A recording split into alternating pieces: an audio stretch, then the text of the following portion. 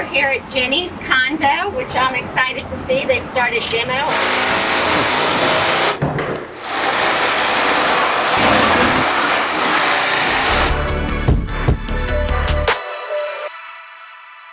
So we're here at Jenny's condo. I was actually up in DC with Jen for a girls' weekend with some of our high school friends. So we were talking a lot about the condo. So we're going to go in and see what things are looking like.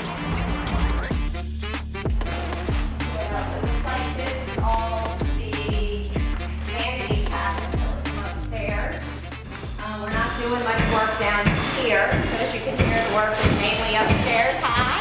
Then we're going to be doing most of the work up on the second and third floors. Oh yes. Okay. Hello. So here's the amazing news is that there's wood floors underneath what was the tile. It's a really strange existing floor plan in the master bathroom, in that there's a small shower here, a big jacuzzi tub here, a small vanity over in this corner, and then you walk through this doorway, cased opening, and you have the toilet and another vanity. Then separating what was originally one room here, you've got this curved wall that leads you to the elevator. So our plan is to renovate the space so that we still keep a nice bedroom, and then we close off this existing wall to create an office space, and we put a big cased opening which is centered on this window. Then we create a really cool vanity here and put an additional wall to create a more private toilet space and shower area. The openings are then centered on the windows. See, here's where the shower was, exposing the brick wall that was behind there. And you can see how they used to build these, where there was brick and then they used to stabilize the brick a layer of wood and keep going up. So they've got this wall coming out. Looks like they've tucked the bottom studs. So it's coming out, tub's coming out. We want to do something super fun with the bathroom. We want to put in this older space this more modern vanity, which is made out of a beautiful marble which waterfalls down to the floor. And then we're going to put these more modern spouts on it, and then we're going to sneak in some shelving on either side. Then we're going to use a paneling system in the entire room so it would look like more of a French apartment or whatnot. So there you can see that paneling, and you can see where I've drawn it in the elevation.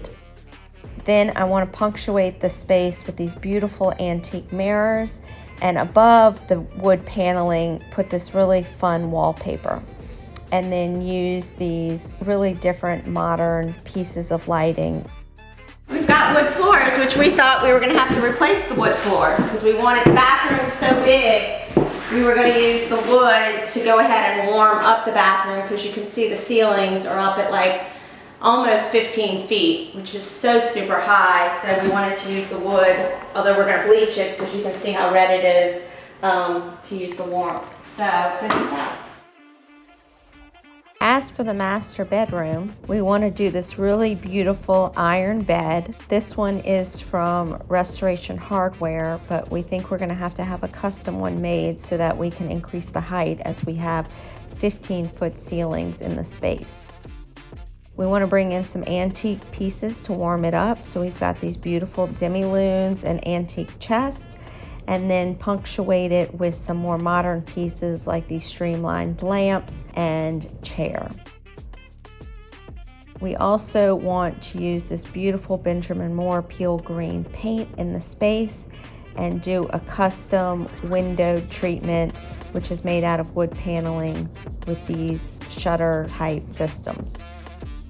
Then we want to use this amazing rose coming banana leaf print as a bed hanging, as you can see in this picture. This picture is a bedroom by William McClure, and he really nicely creates these bed hangings around the space that we'd like to do as well to soften the room a bit.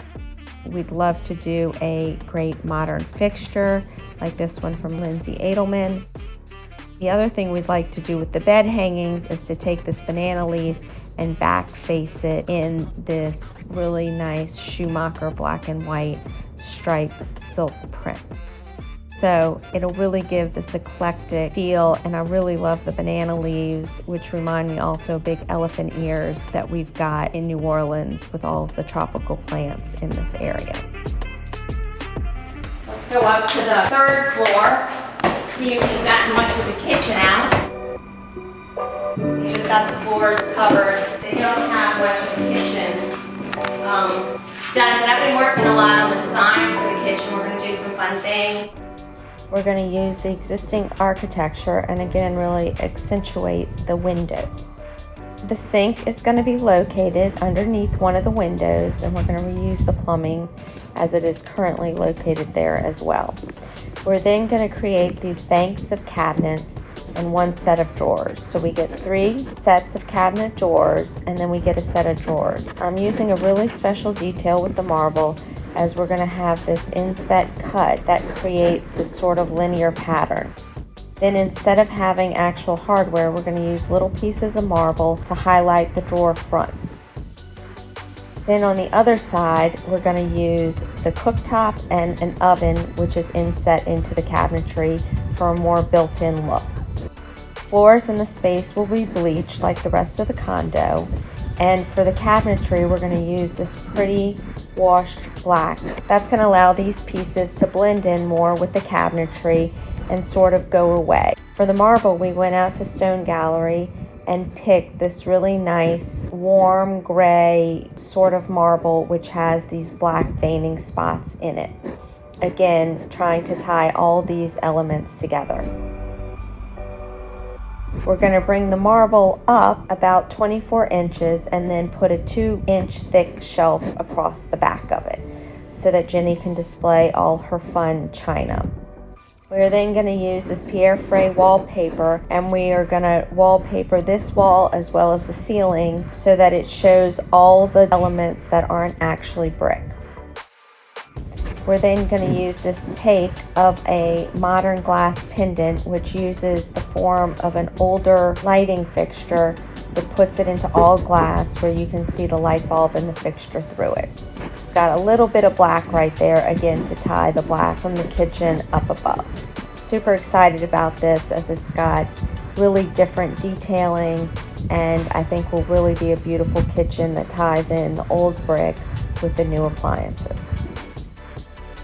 We're going to keep the wine storage center, but we're going to move it into what we're going to create a bar, which is now the powder room. So I'll show you that in a minute. Here we've got the living room. We made the decision that we'd rather have a big custom sectional in this space that looks onto the TV as opposed to trying to create a sitting area and separate dining table. We're going to do something rather unusual in that we're going to use this sort of modern design of a sectional, and we're going to upholster it with this really fun floral chintz. A chintz is usually a floral fabric that has a pretty glazing on it.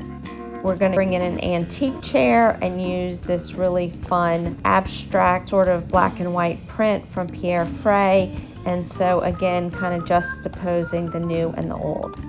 We're going to bleach the pine floors this great bleach color. We're going to whitewash all of the brick walls. Then we're going to create a little seating space in case someone did want to maybe bring in breakfast or lunch or dinner and have a little place to sit. And so we're going to bring in a cool marble black table in this area, maybe do a pair of antique chairs here, punctuate the space with a really cool sculptural modern fixture. And then also, in keeping with the kind of textural feeling of the brick, we're going to use some side tables that are made out of a clay sort of material, and them themselves are also very sculptural. Jenny had bought this kind of cool head, so we figured we'd be putting that on the coffee table. I also would love to add a little punch of red in the space, and for the curtains, I'd like to use a wood cornice that we treat with kind of an antique paint whitewash treatment, and we put those around these different windows, And then the curtains have this kind of stone pattern, which is really pretty and will fall to the ground and be super elegant and thus frame this entire space. We are then going to demolish the existing powder room, as the laundry room is super large and we'd rather create a cool, intimate bar space here than create a little vestibule going into here, laundry room this way with a stackable laundry machine, and then we'll create a small powder room that's more in keeping with the scale of this space in this corner. And then we're going to use this as possibly wine storage, which is up under the main stairs.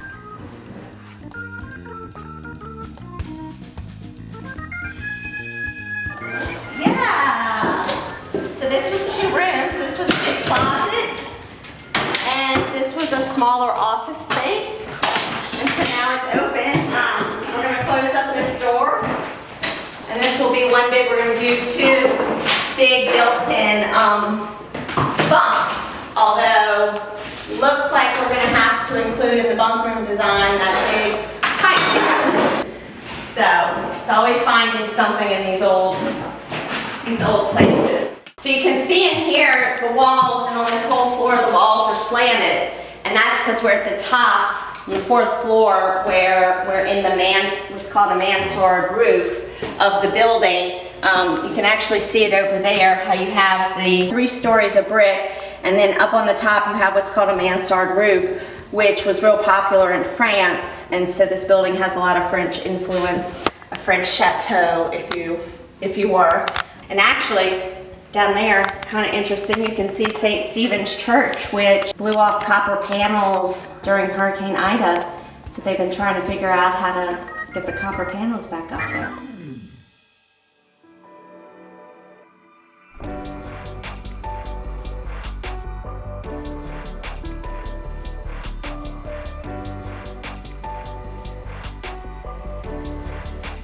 So like and subscribe, and even comment below and let us know what you'd like to see more of as we're going through the journey of the renovations of both my house and other projects.